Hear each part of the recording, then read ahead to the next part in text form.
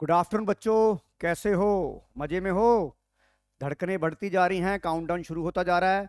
पर मैं भी आपके लिए रुक नहीं रहा हूं, क्योंकि मुझे आपका प्यार बहुत मिल रहा है और आपकी धीरे धीरे मेरे सब्सक्राइबर बढ़ रहे हैं और लाइक्स भी बढ़ रहे हैं और साथ साथ व्यूअर्स भी बढ़ रहे हैं।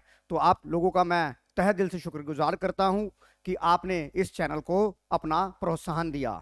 तो चलिए बच्चों, और एक बात और कहना चाहूँगा, बहुत सारे स्टूडेंट्स और टीचर ने भी मुझे प्रोत्साहन दिया कि सर आपकी जो अनदेखी सीरीज है वाकई में अनदेखी है, ये चीज़ें बच्चा पेपर में नोट नहीं करता है। और हमारा ये मानना ये है कि आपकी इस अनदेखी सीरीज से बच्चे को फायदा होगा ही होगा अगर एग्जामिनेशन में इस तरह के क्वेश्चन आते हैं, जो आजकल सैम्पल पेपर का ट्रेंड हो चुका है।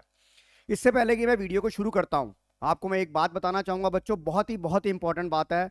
सीबीएसई ने जो आपका इवैल्यूएशन का जो है एक सर्कुलर के ऊपर क्लैरिफिकेशन दे दिया है कि जैसे आपको, पहले मैं आपको ये बताना चाहूंगा कि आपका जो एक क्वेश्चन, आपको 45 क्वेश्चन करने हैं, आपको 45 क्वेश्चन करने हैं, उसका एक क्वेश्चन का जो वेटेज है वो 0.88 है।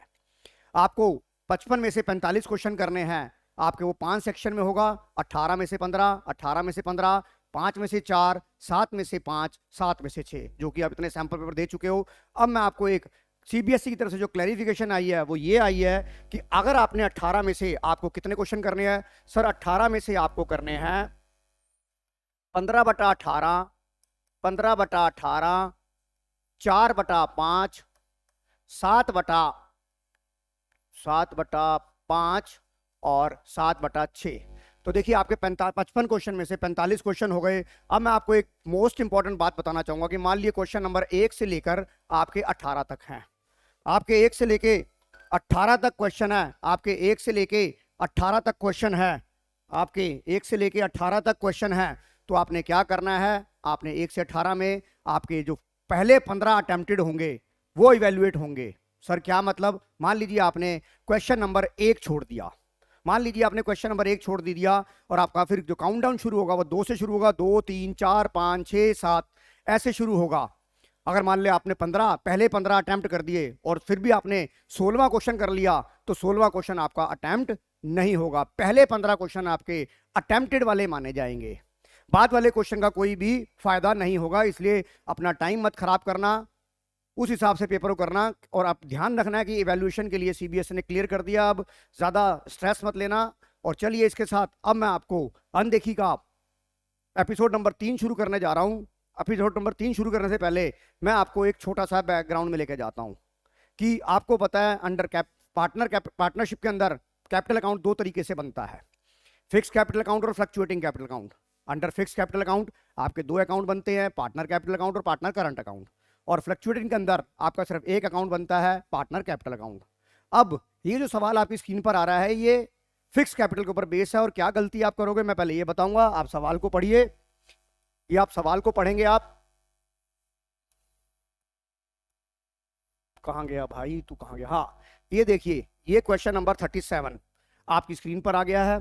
और ये जो सवाल है बेटा, ultimate book of accountancy target 1 का क्वेश्चन नंबर 37 है। Interest, calculate interest on capital of mister Rishi 8% per annum on 31/3/2021। His fix capital balance 31 March 2021 5 lakh. Additional capital introduce 1/7/2020 1 lakh.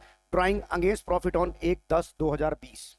अब आप ये देखिए, सबसे पहले आपको ये नोट करना है कि यहां पर क्या दिया हुआ है। कैलकुलेट इंटरेस्ट ऑन कैपिटल निकालना, और सबसे पहले आपको क्या दिया हुआ है?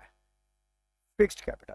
आपको जब भी, मैंने हमेशा क्लास में बोला कि जब भी पार्टनरशिप के अंदर फिक्स कैपिटल वर्ड आ जाए उसे अंडरलाइन कर लो, ताकि आपके दिमाग में उसकी कैलकुलेशन चलनी चाहिए। उसके बाद आपको ये नोट करना है, ये देखिए ये डेट कौन सी है, 31/3/21, और ये डेट कौन सी है। एक्चुअली आप करते क्या हो, आप 31/3/21 को ही ओपनिंग मान लेते हो। ये ओपनिंग नहीं है, ये कौन सी बन गई अब आपकी? सर ये बन गई मेरी क्लोजिंग, ये मेरी क्लोजिंग कैपिटल बन गई। अब आप देखिए, आप ओपनिंग कैपिटल निकालेंगे।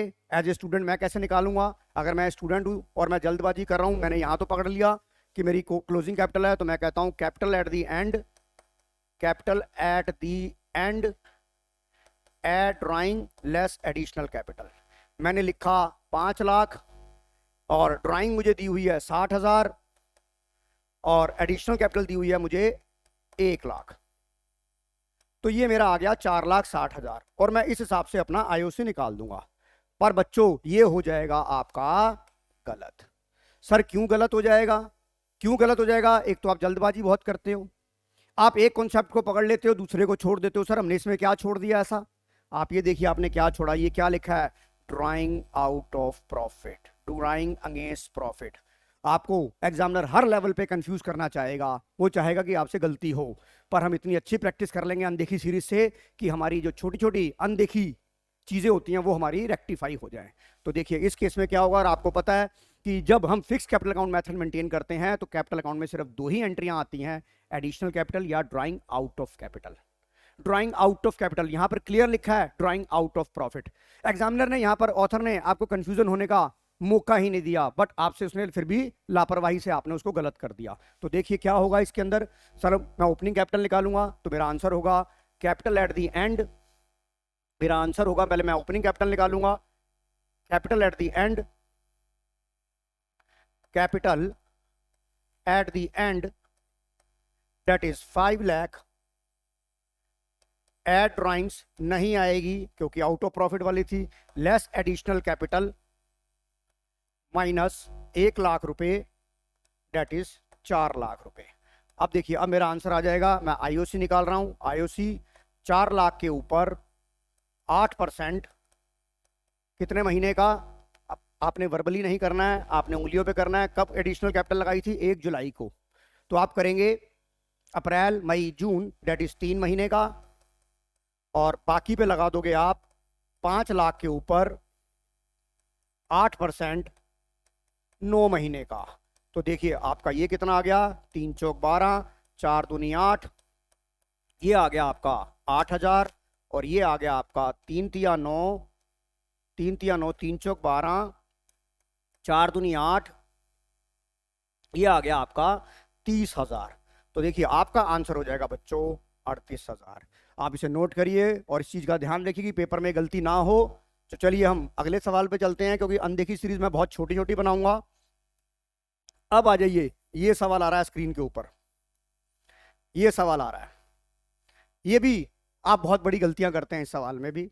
आपको बताना है मैच द फॉलोइंग। सबसे पहले ये समझते हैं, loan given by partner, loan given by the partner, underline the word by the partner, by the partner to the firm, यानी कि यहां पर पार्टनर ने फर्म को लोन दिया, तो मेरी क्या बन जाएगी सर? मेरी बन जाएगी लायबिलिटी। अब आ जाओ, loan, loan given by the firm to the partner, इसका मतलब हुआ, इसका मतलब ये हुआ फर्म ने पार्टनर को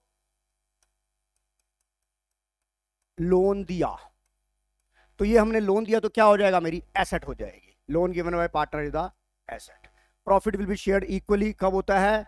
जब हमारा पार्टनरशिप डीड नहीं होती है। यहां पे लिख देता हूं डीड, इक्वली हो गया। और profit and loss appropriation account is an extension of profit and loss account. तो देखिए आपका ऑप्शन नंबर जो होगा, option number C is your right answer. आप इस चीज में बड़ी गलती करते हो कि फर्म ने, पार्टनर ने फर्म को लोन दे रखा है या फर्म से लोन ले रखा है। तो आपको आई थिंक इस चीज से आपको पता लग गया होगा। तो बच्चों आज की सीरीज मैं यहीं खत्म करता हूं। अगली सीरीज में आपको एपिसोड नंबर 4 में एक इस नए तरह का सवाल लेके आऊंगा, और तब तक के लिए मुझे आप आज्ञा दीजिए।